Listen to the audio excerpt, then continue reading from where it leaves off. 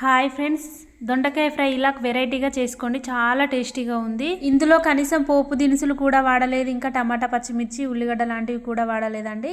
ఇక మీరు కూడా చూసేయండి. ఫ్రెష్గా కడిగిన దొండకాయలు తీసుకొని ఇలా చిన్న చిన్న ముక్కలుగా కట్ చేసుకున్నాను. తర్వాత ఒక గిన్నె స్టవ్ పైన పెట్టి ఆయిల్ పోసి ఆయిల్ హీట్ అయ్యాక దొండకాయ ముక్కలన్నింటినీ వేసి బాగా వేంపుకున్నానండి. తర్వాత కొద్దిగా కరివేపాకు కూడా వేసుకున్నాను. ఒక 5 నిమిషాల పాటు దొండకాయ ముక్కలన్నీ మగ్గాలండి. మగ్గిన తర్వాత కొంచెం పసుపు వేసుకోవాలి, రుచికి సరిపడా సాల్ట్ వేసుకోవాలి. తర్వాత ఒక స్పూన్ కారం పొడి కూడా వేసుకోండి. తర్వాత ఇలా కలుపుకుంటూనే ఉండాలండి, ఎందుకంటే కింద అడుగంటకుండా ఉండాలి. తర్వాత కొంచెం ధనియాల పొడి వేసుకున్నాను. తర్వాత కొంచెం కొత్తిమీర వేసుకొని కలుపుకోండి. ఇలా ముక్కలు మగ్గేంత వరకు కలుపుతూనే ఉండాలండి, అడుగంటకుండా.